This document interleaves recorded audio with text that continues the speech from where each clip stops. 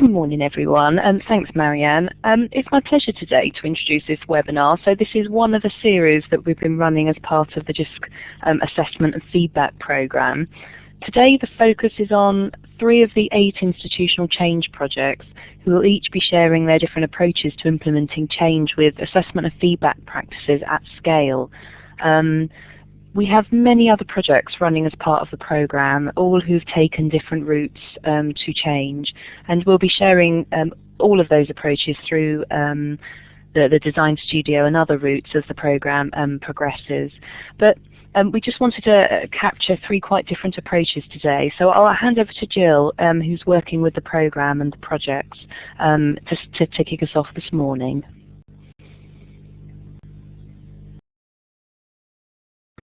Thanks, Lisa, and welcome to everyone. For those who've just joined, while some of the early arrivals were getting online, we did a little bit of a straw poll earlier because we're talking about change in relation to assessment and feedback. We thought it would be quite interesting to see where some of you thought you were starting from. If you didn't have time to participate in this earlier, then you might like to have a go now. You should see a set of tools just to the left of the slide there. You can pick up a pointer or a pen and just add a blob to the chart and see where we get to. I think we have a lot more participants now, so if you'd like to just have a go.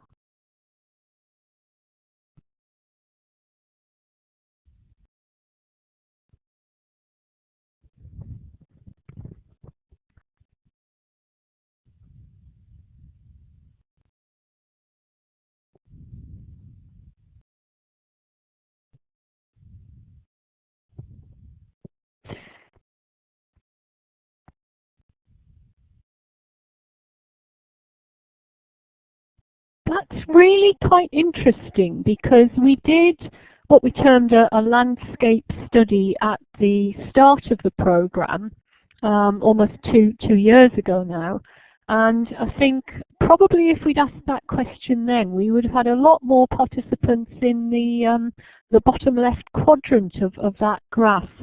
Certainly in relation to pace of change, it seems as if quite a lot of you are starting to find that things are actually moving quite fast in your institutions, and possibly one of the reasons why you've joined us today.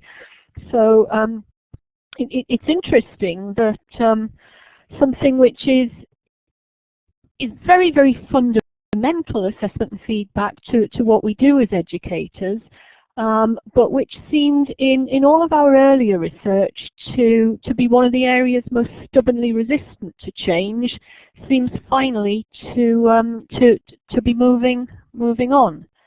So if we move on to the main presentation now, we're going to hear from 3 projects who are having a significant transformational impact in their institutions, and who've actually taken very different approaches to change.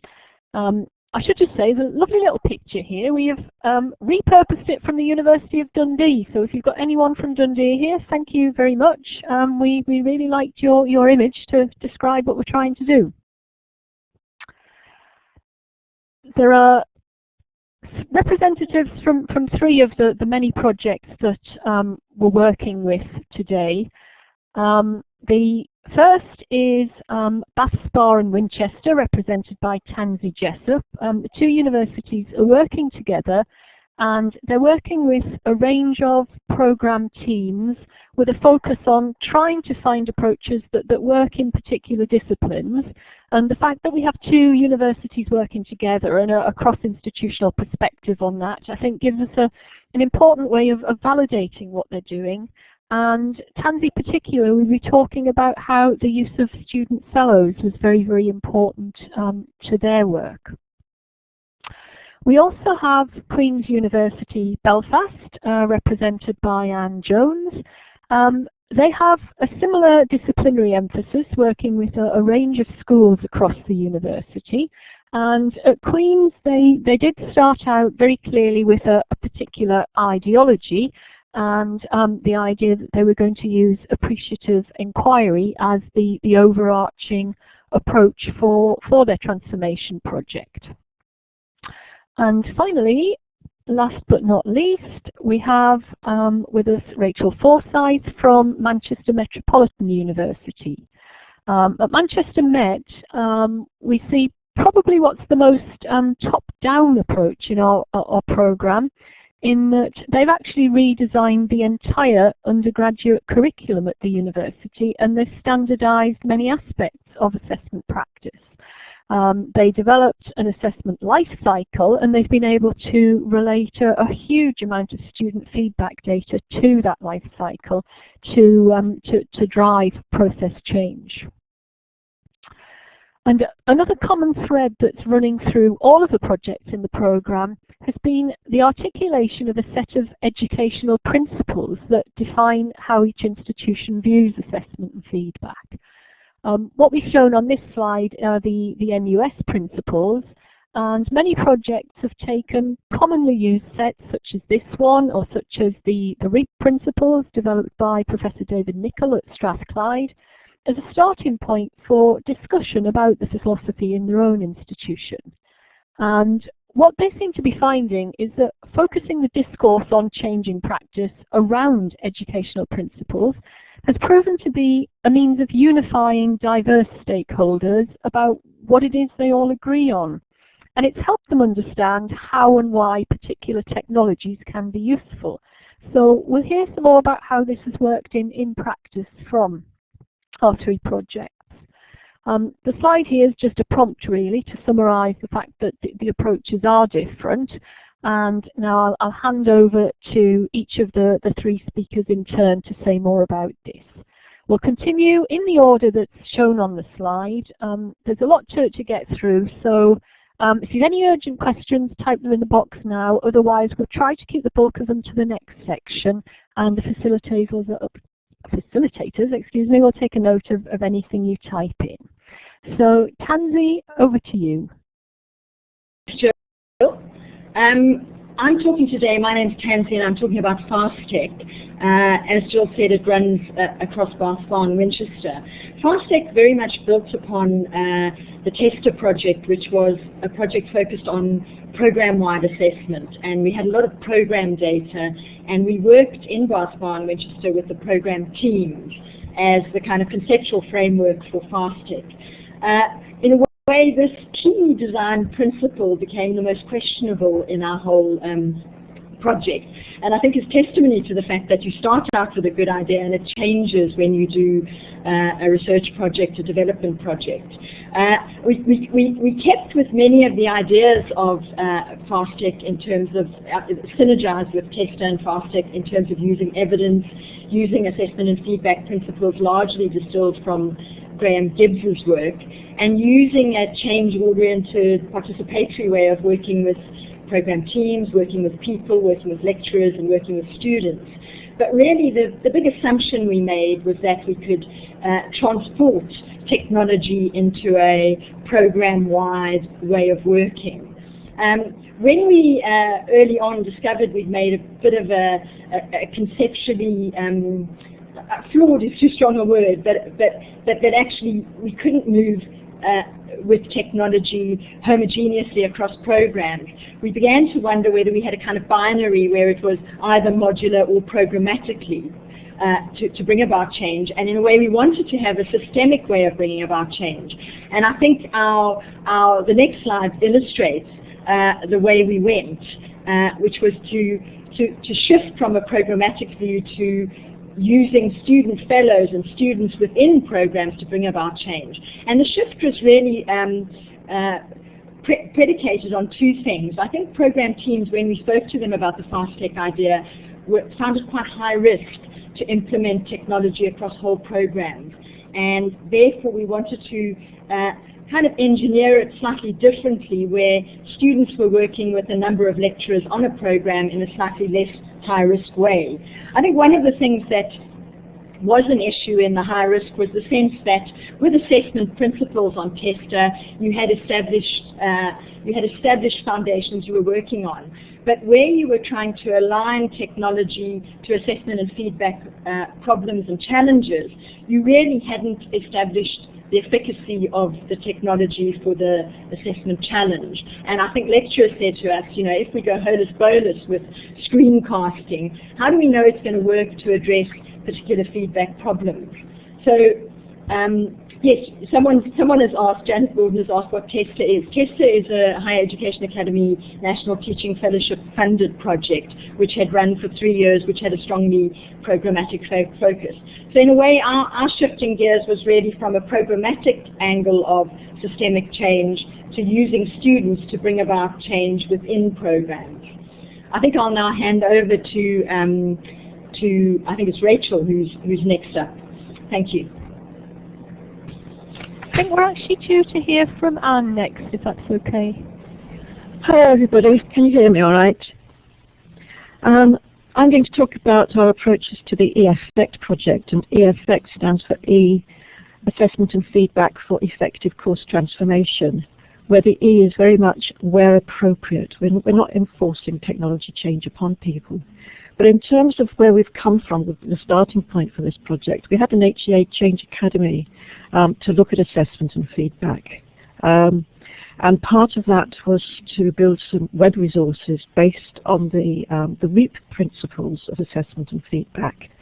And so we have those listed, and then under each of them we have examples from within the institution whereby we can map the activities that staff are doing against them.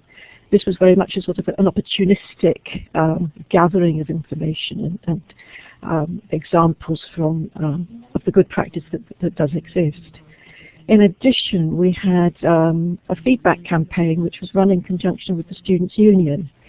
The picture there of the bottles is that we had a flyer made, and that was then put onto the wrapper on the bottles and given out at exams, for example, raising their awareness of the need for feedback. There were other things like plasma screens and bookmarks, etc., that we used to bring about this raising awareness. So within the project itself, as Jill said, we've taken very much an overarching methodology of appreciative inquiry, which is about a positive approach to change, not focusing on problems and solving the issues, but rather focusing on what works well and trying to build on that. Very much around the discovery, dreaming, designing and delivering. And at the centre of this has been the educational principles that we had started working with and during the course of the project have refined. And as Jill said, it's very much a phased approach to institutional change. We've not gone for the big bang approach, but introducing it over a period of years with increasing numbers of schools and programs.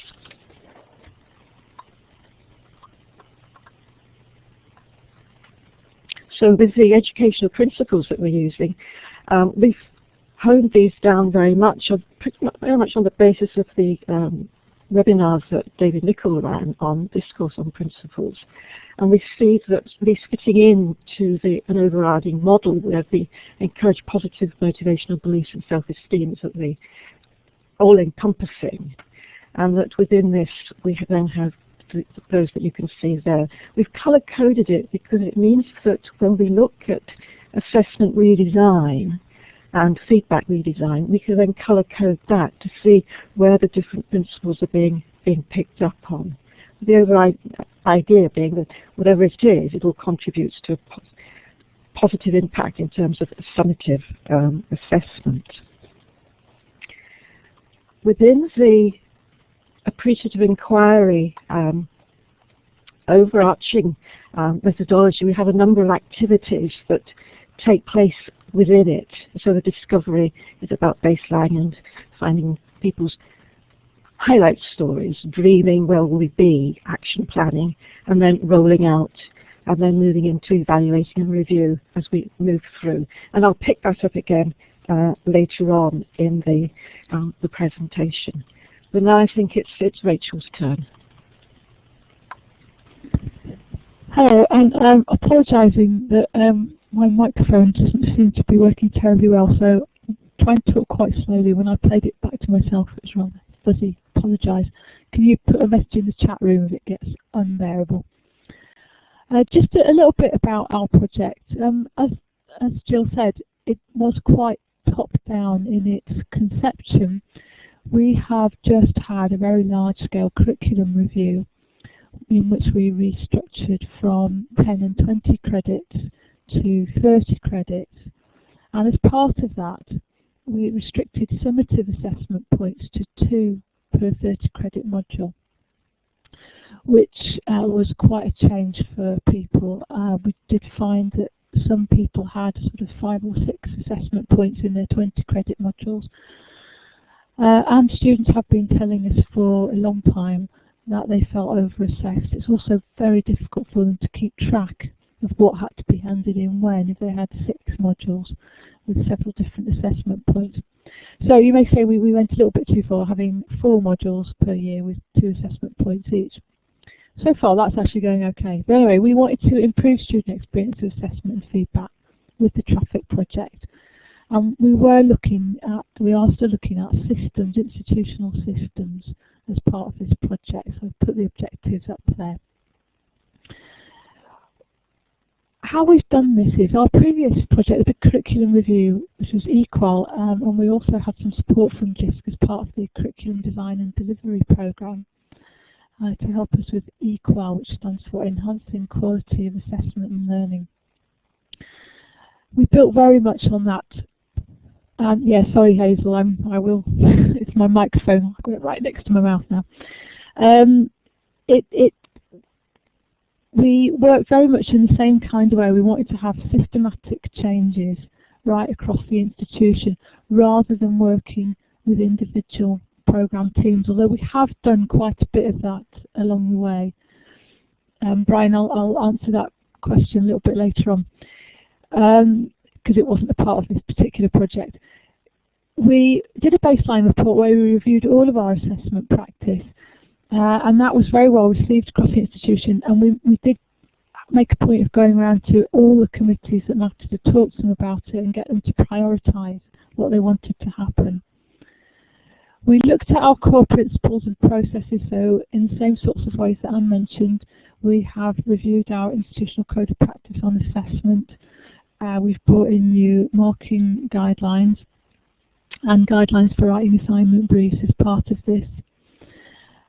But most of all, we've been talking a lot to academic and administrative staff and to students about what they want from processes.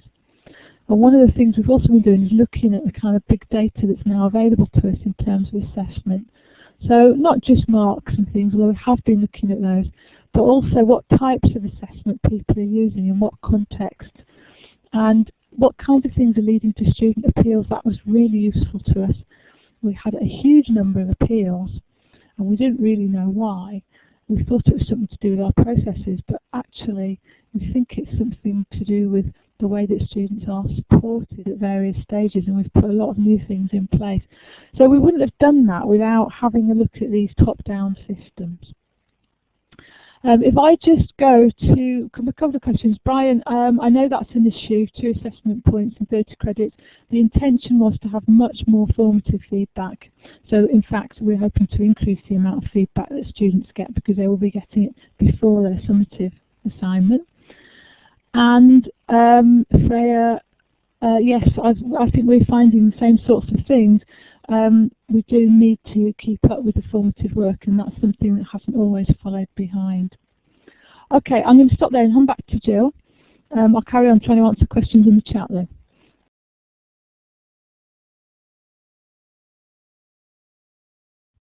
Thanks very much, folks. Yes, I can see that some of the questions that are coming up there perhaps relate to some things that other projects in the programme are very much focused on, but the idea of feedback as dialogue, student longitudinal development, whilst it's not actually the focus of this particular webinar, is very, very important in the programme, and in some of the reports that we have out. You'll find more about that.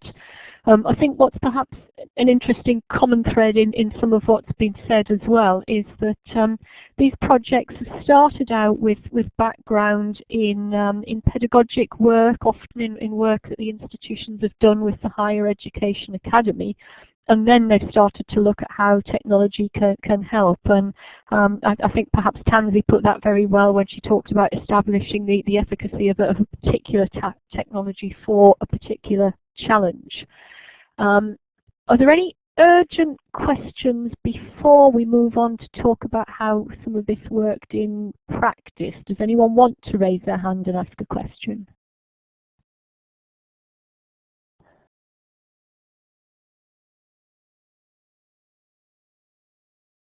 Oh, okay, I'll leave you to think about that, because there will be time for questions and answers later. Again, just interesting to hear from all of you, though. What you've talked a little bit about kind of where you're starting from in terms of change, but what do you think are the main drivers for change in your institution? I think Marianne will be changing the poll. Yes, it's not a yes/no tick anymore. It's A to E, or if you chose E because none of these fits you, then please type the answer in the chat box.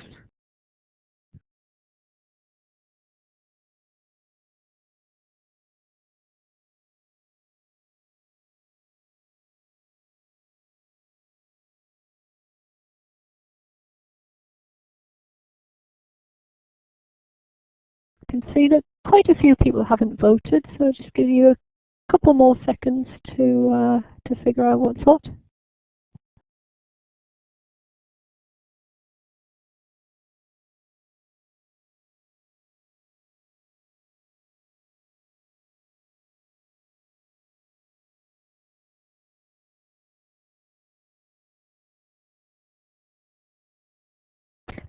Yeah.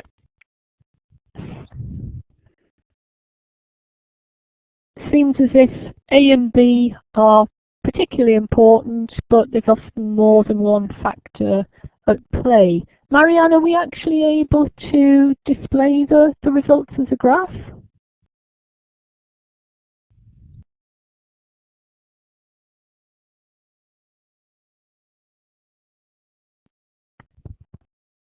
Yeah. Thanks very much. So, having heard about how the projects actually set out and what was their philosophy about affecting change, we've already had hints, and particularly from Tansy, that some of these approaches have actually changed and evolved over time. And I think I'll now invite each of the speakers to say a little bit more about how all of this worked in practice. What were the success stories, the challenges, and what are the lessons learned that may be useful to others? Tansy? Thanks, Jill. Looking at our shift in modus operandi from a programmatic focus and realizing that people were quite nervous about using technology, we decided we would embark on a small and low-risk pilot phase in the first year of our project. And I think that really worked because it allowed interventions that really worked to percolate through programs. It also reassured lecturers on programs that we were going to work with them in an evidence-based way and not force changes upon them. So it was a persuasive process. I think our model was one of discussing with lecturers in the company of the student fellows, particularly with the student fellows supporting the technical interventions, piloting the interventions, and then gathering research largely through the offices of guiding the student fellows. And then once we had the evidence, beginning some sort of revision. So even though these Jisc projects are quite short, there was a sense in which we had an iterative process going where we said, here's the evidence, how can we do this better next time? And I mean, one of the interesting things is with technology is people often get quite excited by the technology and don't think enough about the pedagogic scaffolding. And I think this phase gave us quite a lot of potential to work with people on how you could do the pedagogic scaffolding better.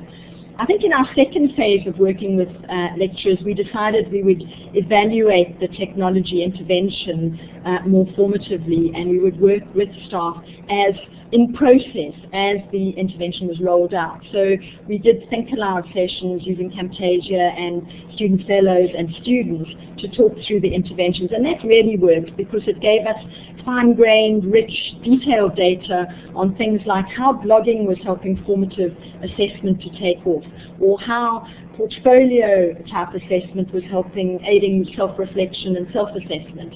And I think we've got some of the detailed data from that, which I'll talk a bit about the downsides of some of our data collection on the next slide, but I think that's our success story. I think we also, in terms of what worked, we found particular niche things really worked. So we found that particularly blogging was highly successful for getting the necessary social pressure on students to engage in formative tasks. I think it's a well-worn and well-known fact that staff are nervous of formative assessment not being done by everyone, and I think if you put it in the public domain, it has the potential to take off much more readily as well as being required. I mean, the reward thing is just that because we had a pilot phase, we actually ended up with some short-term wins, which is a good change principle, that you don't have a long time to wait before you see some outcomes. So early on, we saw what was working, and we could chat to teams about that, and that was useful. I think our biggest success really has been the student fellows, which have been a powerful catalyst for change. And part of that has been what Michael Barber refers to as the alchemy of relationships, having students, lecturers, and the FastTech team working together in a productive way. So that's what's worked. The challenges we faced. I'm getting a funny pinging noise. Jill, am I okay? Excuse me for interrupting you, but one of the participants has asked if you could say a little bit more about how the Student Fellow scheme was actually organised. Maybe I can't hear you, Jill. Could you? One of the participants? Yes, of course I can. If you the Student Fellow scheme, basically, how it's organised. Yes, I mean basically we recruited in each program one student fellow, and we recruited through HR processes. We had panel interviews, we had proper job descriptions, and we gave student bursaries, so they were paid student fellows. And then we had a succession of development days with the student fellows where we taught them research methods, and we engaged in different research methods with them. We spent a day with Graham Gibbs going through and interacting over assessment principles, and then we've spent some time looking at representing data with the student fellows. So we've had a kind of community of practice effect with the student fellows, which, you know, a lot of universities have individual research teams for disciplinary research, but the students have been wowed by the fact that they've been able to work together on pedagogic projects. So I think that's been the heart of it. I mean, I can put some more stuff up on the design studio about that. Does that answer the question, Jill? Thank you. Yes. Yeah, great. I mean, the things that we struggled with on the FastTech project was getting a neat alignment between the technology and the assessment challenge we had identified. So because we found that technology often becomes quite distracting. So if a program said, look, our students are not clear about goals and standards, they're struggling to internalize them, and we came up with a technology. Often the technology actually kind of became all-consuming, and distilling to first principles was always one of our challenges. I think the other thing that's an interesting pedagogic challenge is lecturers would get excited. So, for example, you'd get a law lecturer saying you wanted to YouTube film moots for students to get better at self-reflection. And I think the scaffolding for that, so that you don't just have YouTube videos that are, you know, an exercise in navel gazing, but you actually need to spend some time unpacking the meaning of, you know, with the student, getting some sense of self-reflection going through some sort of scaffolding. We had, I mean, I'm not pointing out particular courses, but there's a sense in which helping get some scaffolding so the learning takes place is important. I think a big challenge for all technology programs in you know, workload-intensive environments is just persuading the reluctant because of workload and nervousness about technology. I'll move on to the final slide because I know I've spent too long on this. I mean, I think one of the things we found is getting a big sort of group of people working on the project. So guiding coalition, which allows students, lecturers, committees, gets you more of a wave through the institutions, and we found that. So our interventions are percolating because of a kind of wave effect.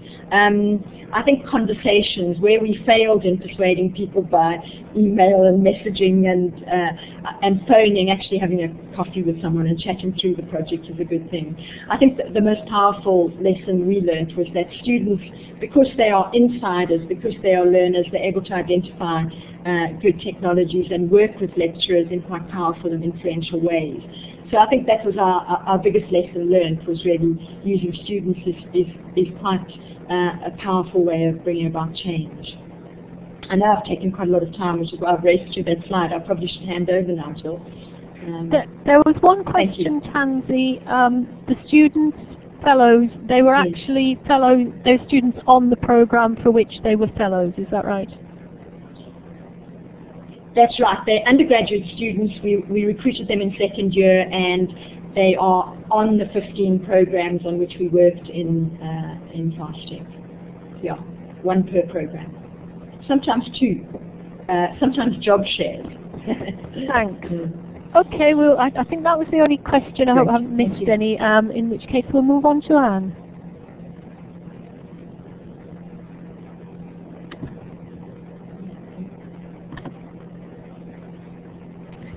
There we go. Right, as I said earlier, it's very much a phased approach, and in this diagram I've highlighted the areas where there are common activities by the colours, and if you remember back to my earlier diagram of the appreciative inquiries, then those colours should match up. So the discovery, dreaming and design will take place in the first year for the programme works with us, and then the delivery in the second year, and then the ongoing activity and the reviewing and the embedding in the third year.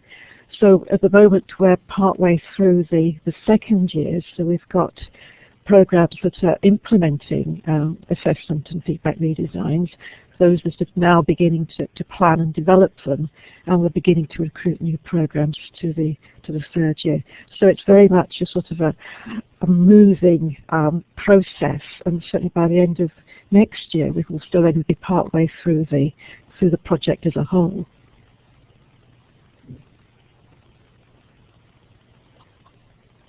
In this diagram, I've tried to indicate the things that we've actually done in terms of working with the program teams through the appreciative inquiry process.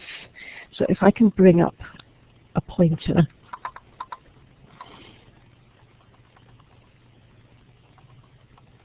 Oh dear. Hi Anne, if you go to the second button from the top where there's a little pointy finger, just click on that and that will give you an arrow to point with. There we go. So at the beginning, in part of the baselining, we had questionnaires with staff and students to get their experiences of assessment and feedback and the different types of technologies that they've been exposed to and use.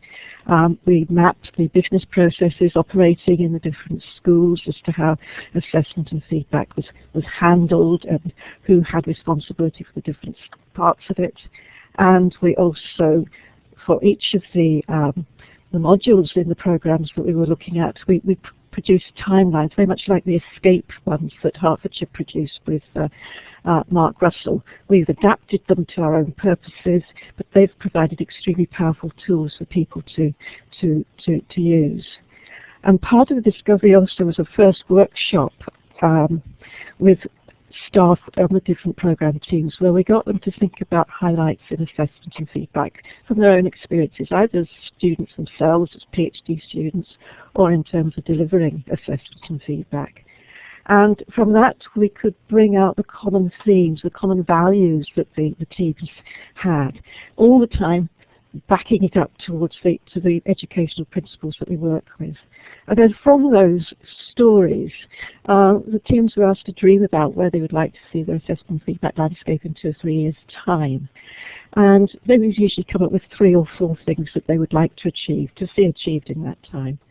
At the end of that workshop, they went away with a draft literature review, where we had synthesized the literature on assessment and feedback and brought in examples where technology is being used to help to provide an evidence base for moving forward and so forth. We developed our assessment and feedback principles into a set of cards, whereby we have the narrative and then different ways of doing it.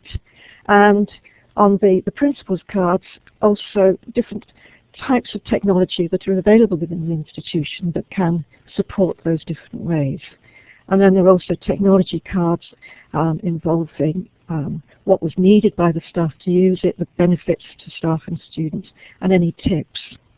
And those formed the basis of the second workshop that we had with staff, which was to build their action plan. What were they going to do to achieve the dreams that they had identified previously, whether it was across a program, across a year group, or in individual modules. And again, those were all mapped against the educational principles, keeping this all in mind. And then staff either themselves in teams and with or without our help then went and developed the activities, which were then rolled out into this last academic year. And again, always trying to see how it maps against the assessment and feedback principles.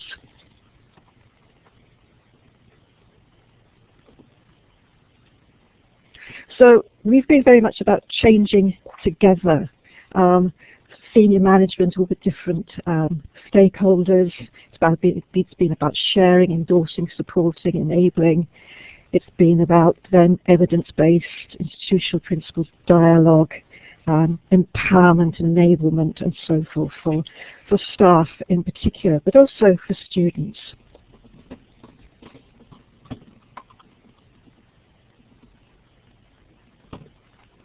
And so what we found worked well was that we involved academics with us in putting the bid together, and that meant that we had some key players who were ready to start the project in the first year because they'd had some input into it and knew what we were trying to do. We also found that working within the existing governance schemes within the university, so our steering group, for example, is one of the existing committees. The appreciative inquiry approach has worked extremely well because it's non-judgmental, because it focuses on the positive. It's been about engendering discussion with staff. The baseline report that was produced belongs to the school or to the programme. We've been able to build up trust between ourselves and our academic colleagues, and that's been important. And part of that, the literature review that I mentioned previously. And so it's been very much about a bottoms-up approach. We've not imposed solutions. They've come from the academic teams themselves. They've been agreed and they're owned by them. And we've also found that having some early adopters are really good at becoming champions of change. And from that, they've been able to showcase their activities within their schools and indeed within a wider institutional event that we had. The project was set up so that we could provide some financial incentives to programs so that some time could be brought out for the development. I think Tansy mentioned busy workloads, and that indeed is one of the issues that we've had, is that people have got teaching, administration, research, etc. So finding time to step back to do some of this we found was useful if we could work with that. And we've worked with some students, not many, in terms of students helping the academic staff to develop activities, particularly in terms of graduate students. And really very powerfully have been the timelines. They've been really powerful at senior level within the institution, senior level within the schools. In terms of our challenges and lessons learned, we've had difficulty engaging students with us. I think they're all so busy, have other activities that we have found it very difficult to engage them. Again, under that we've got don't assume. One of our original intentions was that staff would want help to develop their experiences in technology and to learn how to do things. And we had intended to have students help do that. But what we found was that staff actually want to do this themselves, which has been brilliant because it means that they've then been able to act as champions. Challenges, again, embedding the principles into institutional processes. That is now actually beginning to happen. The principles are beginning to be embedded into our quality assurance processes, into our subject reviews and the annual program reviews. One of my other activities is to support the subject reviews, and the theme for the next academic year is innovations in assessment and/or teaching and learning, and so the principles will map very neatly against that. But one of our other challenges is going to be engaging all schools. The initial presumption would be that by the end of 3 years all schools would have done. We're beginning to find that others, some schools are less willing than others to engage with us. And then in terms of our lessons learned, as I mentioned, working within the existing structures. Whilst we've had senior support from within the university at Pro-Vice-Chancellor level, we've found it really important that to be able to take staff at school level along, we need the head of school, the director of education, and so on, to endorse the activities, to make sure that it comes through in that way. And then providing recognition for taking part. That's been really important, and showcasing what people have been doing. And having staff talk to their colleagues about the benefits of working with the project. One of the things that we produced as part of the project was a video in which the 3 subject areas that started working with us talked about their experiences of the different stages, and that's been very, very powerful and very useful. And working with recent graduates on a program to develop materials, because those students have been through the program, and it's been a case of, I wish I'd known that when I was a student. And so we've made some big developments in that respect as well. And I think if there are any questions, I haven't been keeping an eye on it, but I hope Jill has been. Yes, I think we've got one question in the chat box, Anne, from Carol Higginson. She wants to know more about how the financial incentive actually worked. You know, because they're finding that academics are too busy to be bought out and can't easily be backfilled. Right. Well, what we found, we set aside. It's not a vast amount, and I think that's the important bit. It's not a vast amount. It purely is giving some recognition that what they're doing is of value, and they could use it to sort of attend conferences or whatever. But it was providing them with something for taking part. It certainly wasn't buying out a great deal of teaching time or anything like that. And just one more question about your recent graduates. Are they now postgraduates? Is that how you? They're now postgraduates. Yes, they're now PhD students with us. Thanks. I think in view of time, we do need to move on to Rachel now. We have a little bit more time for questions at the end. Okay, thank you, Jill. I'll go fairly quickly through. I'm just going to talk a little bit about some of the things we've learned from doing this. So although it has been quite top-down, we've tried very much to link things into what people are doing in their day-to-day lives. And we found this life cycle that's up on screen now quite a useful way of conceptualizing what's happening with assessment and drawing things together. Now, I'm sure that when you look at it, if you haven't seen it before, it does look, blindingly obvious. But it has been helpful for us to think about things. If I just pick one example, I'll pick one example here. Now, I'll just pick this down here. I don't know if it's highlighting properly, but if I look at number 4, submitting, we have a fantastic technological system for managing paper-based submissions. It's really effective. I won't go into details here, but it was basically conceived as an administrative system. And it's really good for one thing, it helps us not at all with returning feedback to students. And it doesn't help us at all with the 70% of our assignments that we discover are not paper-based. So that includes exams, but a large number of others, presentations and posters and so on, which don't get submitted that way. So it's really helped us to be able to look at a whole system and say, well, everybody needs to be involved in each part of this, so students, admin staff and academic staff. So that's been really helpful. We always link things back to academic practice. We've looked to make small changes through each of those stages of the life cycle. And the other one that's been particularly useful to us is getting people to think about number 8 here, reflecting. So if I ask you a question now, or rather we have got time to do it properly, but it's maybe just something to think about. If I ask you now what you do with all the feedback that you write on or produce one way or another on individual students' work, what kind of an answer do you have for that?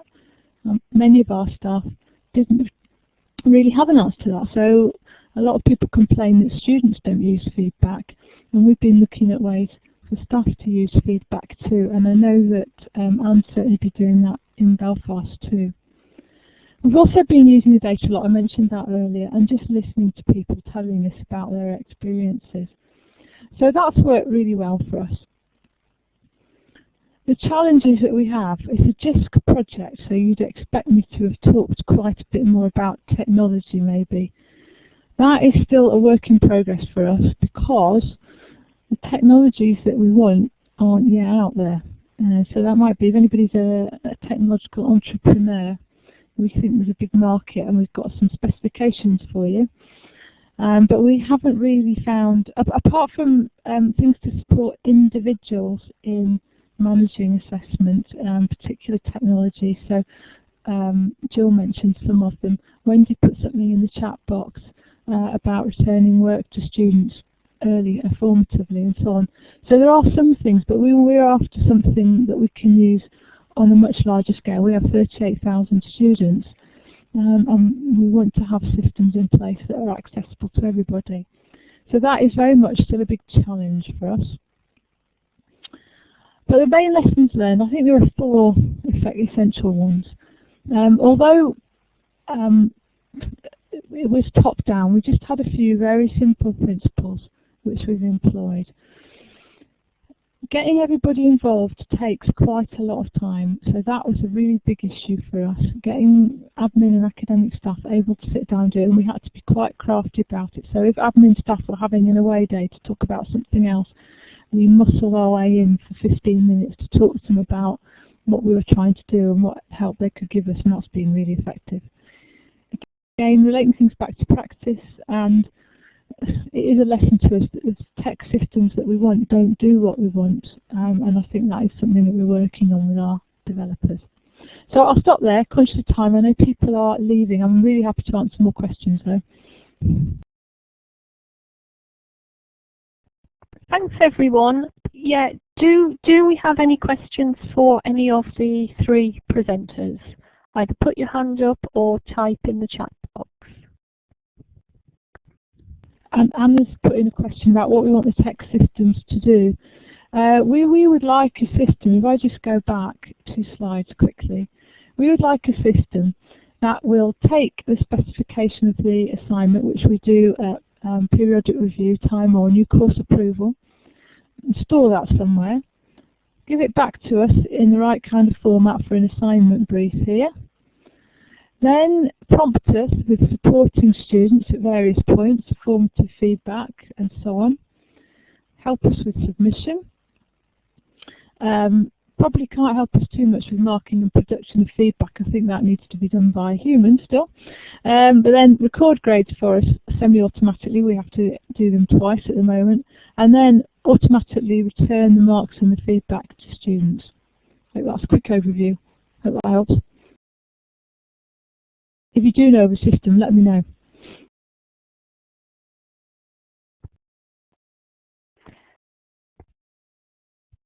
Thanks everyone. I think to be incredibly simplistic about the richness of what we've heard. We've heard about one approach that's very much student-led, one that's very much led by academic schools, and one that's very much top-down institutional. And all of them have worked in the right context and produced really interesting results.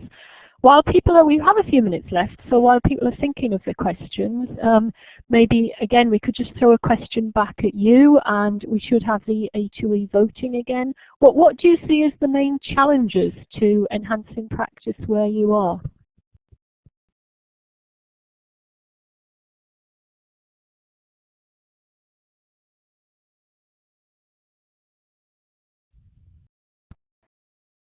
I think without leaving this one to run for too long, we're already seeing a clear front runner in terms of staff time being a really major issue for a lot of people.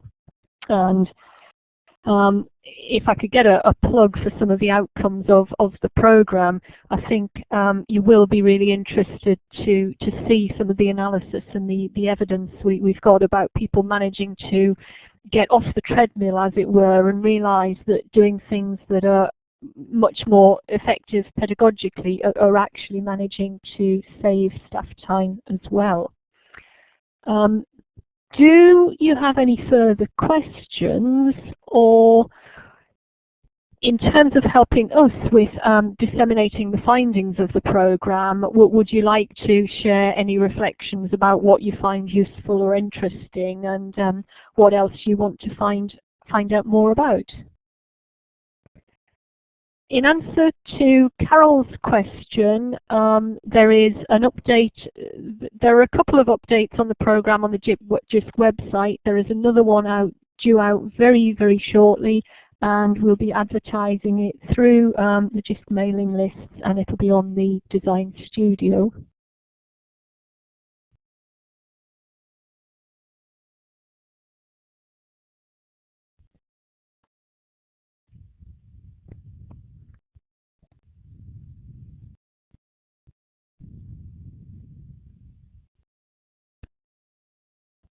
Okay, thanks. There's some really useful contributions coming in there. I'm happy to say that I think we are already addressing some of them in project outcomes. Keep the ideas coming, please, while I speak. Get a plug for a couple of publications that are available that can be ordered through the Jisc website. The main home for our emerging outcomes is the Design Studio. Just Google Jisc Design Studio. You ought to be able to find that relatively easily. A lot of the topics, again, that you've talked about, I hope things that have just been touched on today might kind of dangle the carrot that there's more interesting stuff coming out of the programs about longitudinal and iterative development, about feedback, particularly about staff reviewing their own feedback, and some interesting examples of students reviewing staff feedback. Much more about principles, and as I say, much more on the evidence, things like time saving, things like the fact that reducing over-assessment actually improves student achievement. Yes, question about accessing this recording and the slides. You can either save the slides now, or Marianne will be sending a link round to everyone after the session. I'll just hand back to Marianne to remind you how to download the slides, and thanks very much for your participation.